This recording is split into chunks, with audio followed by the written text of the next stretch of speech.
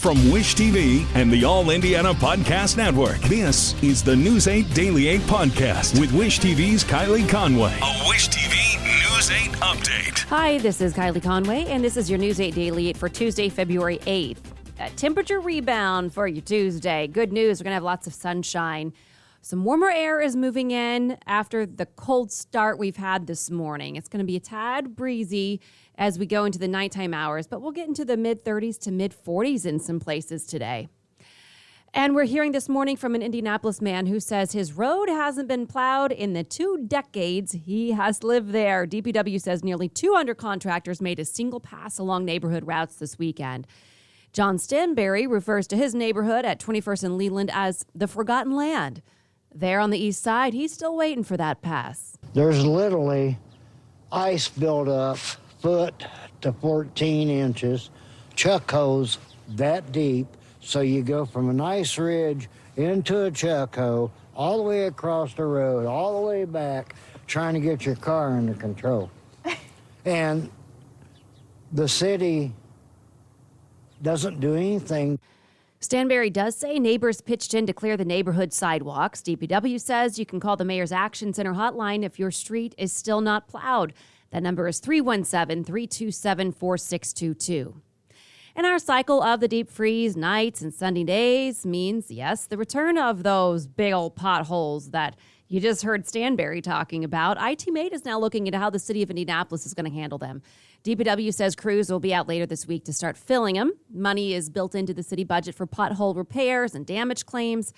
We checked this morning, and the city's pothole viewer shows 1,365 potholes currently reported. I think it's always pothole season, but this is the time of year where they really start to open up. This is the time of year where the freeze-thaw cycle accelerates the deterioration that people are seeing on streets. And especially after we have a weather event like we did just this past weekend, you get all that snow scraped off and there's some potholes left behind. The reports are important because the city is only liable to reimburse you for damage if you hit a pothole that someone has warned the city about. Easing concerns about the COVID-19 vaccine rollout, specifically the question of how many shots it will take. Wish TV medical expert, former Surgeon General Dr. Jerome Adams, has strong thoughts. Dr. Adams says there are people who feel or are expressing that the vaccines aren't working because it was 2 doses and now it's 3. However, he's hoping that people will still follow recommendations from the CDC. On Monday, Adams fired off on Twitter saying, "Reminder, just because we had to roll out vaccines prior to knowing the most ideal dosing regimen, saving countless lives, and the messaging has been terrible, that doesn't mean third doses are unprecedented or that vaccines don't work." Dr. Adams followed up with another tweet saying, "If we could rewind the clock and state from the start this would be a 3-dose vaccine, would you be as frustrated, reticent to get your 3rd dose? Let the science and the data, and not frustration with messaging and rollout, dictate the best choices for your health." Now, part of frustrations come after Israel has recommended 4 doses for people 60 and over, medical workers, and people with suppressed immune systems. People out there, I understand the messaging has been frustrating. Part of that's because we were building the plane as we were flying it. And we knew the vaccines were safe. We knew they would save lives. We didn't yet know that we would need 3 doses. But get your 3rd dose, and then we should be in a good place until the fall comes around. That's my opinion, and that's what I want people to understand. CDC data shows more than 64% of Americans are fully vaccinated. Dr. Adams says we can increase that percentage by being more targeted about vaccinations. Dr. Adams also talked about the upcoming closure of the 4-H Fairgrounds vaccination site in Noblesville. He says he hopes resources can be moved to areas where the vaccination rates are lower. And this comes as the Indiana State Department of Health reports a drop in hospitalizations in the state. The department released new numbers yesterday. It reports nearly 70 fewer people were hospitalized yesterday compared to Friday. And according to the department, ICU bed availability increased by more than 5%. IU Health is breaking down what makes a surgery elective. The hospital system suspended all elective procedures in September because of the COVID surge. The caseload took up people and space that could otherwise be in the OR. Dr. Chris Weaver explains how doctors decide what is elective and what is urgent. I wish it was as simple as giving you a clean definition. It'd be a lot easier for us to operationalize this if it was that clean and easy as well. But so much of it really fits in the it depends. You've got to know about the patient, the comorbidities they have going on, how how it's affecting them, how the timing from diagnosis to how quickly we need the absolute final diagnosis to be able to treat it and go forward, and how that might affect their life. IU Health is slated to resume elective surgeries this month. Vaccinated people in California will not need to mask up indoors anymore starting next week. The new guidance comes as Connecticut, New Jersey, Delaware, and Oregon are also putting a timeline on their mask mandates. California Governor Gavin Newsom made the announcement yesterday, citing a 65% drop in cases since the peak of the Omicron surge. He says unvaccinated people will still need to wear masks in public. The mask requirement is set to expire next Tuesday. And the leader of Canada's capital city says he needs more help handling a massive protest. The mayor of Ottawa has asked for 2,000 more police officers and has declared a state of emergency over the demonstrations by truck drivers. Authorities arrested several people Monday. It's the latest news in a situation that started 2 weeks ago with an anti-vaccine mandate convoy that led to huge crowds in the streets of Ottawa. Mayor Jim Watson says he wants to avoid a darker turn. When you're trying to put out a fire, you don't throw oil on it. We don't want to see the kind of activity and loss of life that we saw in the Capitol just a year ago in Washington. A court has ordered the protesting drivers to stop constantly honking their horns for at least the next 10 days. NATO leaders are putting up a united front against Russia amid rising tensions along the Ukrainian border. President Biden hosted Germany's chancellor at the White House yesterday. They spoke about being in step with each other over possible sanctions against Russia if the country invades Ukraine. One clear difference: Biden vowed to block a crucial gas pipeline to Germany. But the chancellor, Olaf Scholz, was not quick to back that up. The Nord Stream 2 pipeline sends natural gas from Russia under the Baltic Sea to Germany, avoiding Ukraine. Germany is heavily dependent on Russian energy. Heavy punishment could mean a shutoff of oil and gas during the cold winter months. Scholz says that this is a process NATO leaders have been working on for weeks, and they're looking at all options. We will act absolutely together. We will have all the same steps that we will take then, and we are preparing for this. And this will be a lot of sanctions which will harm Russia intensely. And French President Emmanuel Macron met with the president in Russia, President Vladimir Putin, in Moscow to try and cool down tensions, but is unclear if any progress was made. An estimated 100,000 Russian troops are near Ukraine. White House National Security Advisor Jake Sullivan warns that Russia could invade Ukraine any day. A COVID case, then a crushing diagnosis, and a new heart for a local veteran. As News 8's Hannah Mordeau reports, the man was the epitome of health. Sean Hodson is a SWAT sniper for the Johnson County Sheriff's Department, a Marine veteran, and at almost 47 years old, runs 2 to 10 miles every day. That is until he got COVID. He wasn't vaccinated, and it turns out he had a bad heart. He's not alone. It is American Heart Month, a reminder that CDC says heart disease is still the leading cause of death in the United States. Thankfully, Sean got the gift of life on the most fitting day. Hannah Mordeau reports. God is good. Every step Sean Hudson takes is a gift. It was a miracle. A miracle that he's here and the timing. Marine Corps birthday, I'm a Marine, that they may have a heart. This Marine veteran is a dad of 3 and a Johnson County Sheriff deputy. He's been in the line of fire before, but this? I'm not afraid to die. I'm afraid of dying like this than a hospital.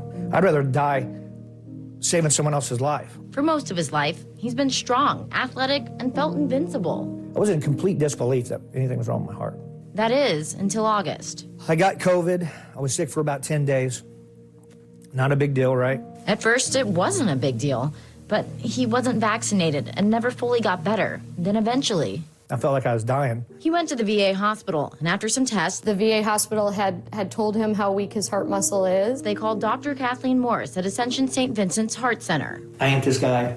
It's not my heart. Your heart was sick enough. Dr. Morris says Sean had a weakened heart muscle. He was likely predisposed to it because of an autoimmune disease he has, and then COVID caused inflammation around his heart. It became evident within that moment that he needed a heart transplant, and he needed it as soon as possible. It can take months, but for Sean, 30 days went by. It rolled into the 11th. They came and got me in the wee hours of the morning on Veterans Day. Told me I had a heart. I truly believe that things happen for a reason. He received the gift of life, his heart transplant, on Veterans Day. now Sean's back on his feet, hoping to one day thank his donor's family and urging others to save a life. I want everyone to be a donor. What better way to leave this world than to save someone else's life. As Hannah reports, Sean hopes to get back to work next month. While COVID didn't cause his heart issue, Dr. Moore says it did make it worse. She urges people to be proactive about their heart health, get checked at the doctor often, and become a donor. And some Indianapolis seniors say they have to choose between feeding themselves or their pets. It's a troubling trend that a local organization is hoping to put a stop to. News 8's Lakin McGee spoke to Alan Hall, a man who says he had to make that very decision. This is Alan. I don't make that much, so it's hard to stretch that dollar. He's one of many Indy seniors that has struggled to feed himself and his pet. If I had 35 cents and I needed to eat, she would eat. He's talking about his cat. Yeah, my baby girl. She's named Princess. With the help of Socoa, Alan receives pet food and supplies once a month. I know a lot of seniors can't afford it. They're going to choose their pet over their medicine, what they need for themselves. And I would too. But now he doesn't have to. We certainly don't want our loved ones to have to make that decision. Toric Brown, president and CEO of Socoa, says they got a grant of $7,500 for this pet food program. And we plan on utilizing that to feed 100 pets that our older adults have. As for Princess, she means the world to me. Now, her and Alan can enjoy a meal together. As Lakin reports, Alan was the first to receive a pet food delivery from this new service. This is only a pilot program for now, and it's aimed at helping low-income and homebound seniors. Staff with Socoa want it to continue, so they're asking for your donations to make a difference. And today, a focus on education. The Indiana Commissioner of Higher Education will hold her 10th and final state address. Teresa Lubber says her remarks will focus on the need to transform higher education to serve learners in more affordable, accessible, and relevant ways. The address will be held at the State House at 4 p.m. It's open to the public. It will also be streamed online. Lubbers has served in the position since 2009 and will step down in March. A replacement hasn't been named yet. An American Olympian shatters a world record. Nathan Chen set an all-time record point total, 113.97 in the men's figure skating short program. He's nearly 6 points clear of the second-place skater heading into the long program. Indianapolis Motor Speedway is celebrating Indiana's Olympians, sharing a picture from Turn 1. The track is fittingly covered in snow. You'll see the picture if you go to its social media feed. And then the scoring pylon reads, "Go Team USA" right now. Lawrenceburg's two-time medalist freestyle skier Nick Gepper will not be on the podium for one of his events. He didn't make the finals of Big Air. However, Gepper's best shot at a medal is still to come. His strongest event is slopestyle, and that starts Monday. Two players headed to the Super Bowl are also working to get their education at Indiana University. IU says the Bengals starting center Trey Hopkins and linebacker Jordan Evans are pursuing master's degrees through the Kelley School of Business. According to the university, more than 110 current and former NFL players are working on masters at Kelley through a partnership between Kelley and the NFL Players Association. IU points out that Hopkins will actually be playing on Sunday, but Evans is injured. Both players have spent their entire professional career in Cincinnati. And a former fan favorite no longer has his Super Bowl ring. Gary Brackett, a star of the 2006 team, sold it at auction. The winning bid was $60,000 over the weekend. After all fees are factored in, the buyer will pay $75,000. The auction house says Brackett is the first Colt who played in that game to put his ring up for sale. In Vigo County, a possible move for a casino project. In November, Churchill Downs initially proposed building the Queen of Terre Haute Resort Casino on the city's west side. Our partners at Inside Indiana Business report the developers have now filed to rezone space near I-70 and State Road 46 on the east side. It would be 400,000 square feet with 1,000 slot machines, 50 table games, and a 125-room hotel. The city and the developers say the project will create 500 jobs. And it's a big night for the Big Ten. The third-ranked Boilermakers prepare to battle 13th-ranked Illinois for the top of the standings. One of Purdue's top players rose to stardom quietly. Our Charlie Clifford shares his story. At 7'4" and a touch under 300 pounds, Purdue's 19-year-old center Zach Edey is not that different. Similar to like almost everyone. Like I have my friends I'm really close with. back home that I've known ever since I was like a little kid. A lot of the people like come up through basketball kind of always are kind of like told that they're this and that and they're great. I never really even had that. Until 3 years ago, Edie's childhood in Toronto, just two sports, hockey and baseball. And yes, he stood out. I don't know, 5'7" or 5'9", and he's in grade 3. Like he was huge. Years later, he's pitching. He throws super hard. You're just sitting there going, this is like recreational baseball, and someone's kid's gonna get hurt. How am I gonna look at this? People would always be saying to us, like, why isn't he playing basketball? The answer is refreshing. Edie's mom and dad never forced him to play. And at 16, on a recreational basketball team for the first time, one local AAU coach saw the future. Good job, Zach. That's it. Good touch. When I met her on the way out of the gym, I said, you've got an NBA talent on your hands. And she's like, are you kidding me? And I'm like, your kid's gonna be amazing. Within months, Edie moves to Florida, fast-tracking his game at IMG Academy. Purdue offers a scholarship. And in his second season with the Boilers, nearly 15 points per game for arguably the best team in America. He's an outlier. There's nobody else out there like him. There might be some people of that size, but they don't have the skill that he has. He averaged 4 points 2 years ago in high school. He's a joy to coach, comes early, stays late. Zach, on social media, you've subtly hinted at this random number, 483. How is that a part of this story? That was my ranking coming out of high school, so it's a big deal for me. The fact that they thought there was 480 people in the country, better than me in my class alone, be pretty proud of that. Come this far, but at the same time, like I said, I'm not really satisfied. Sure, height helps, but finding your own path in life without being pushed into it, that is the real way to grow. Charlie Clifford, Wish TV, wishtv.com, and follow us on Facebook. And our sports director, Anthony Calhoun, is Super Bowl bound. He's heading to Los Angeles tomorrow for Super Bowl 56 between the Cincinnati Bengals and the Los Angeles Rams. Look for his live reports from L.A. starting tomorrow on News 8 at 5. And you'll have more chances to see the Indians at Victory Field this year. The team just added 3 home games to its 2022 schedule. They'll now play host to the St. Paul Saints for 6 games instead of 3. This means the Indians will now play 75 home games this season. It's the most since 1984 when the team played 77 games at Busch Stadium.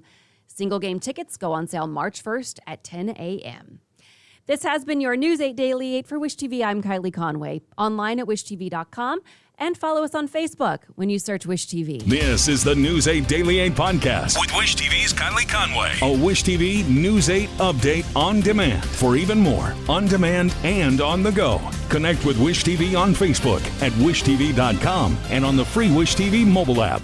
Thank you for listening. And be sure to like, subscribe, and follow this podcast for updates every weekday morning on the All Indiana Podcast Network and wherever you get your podcast.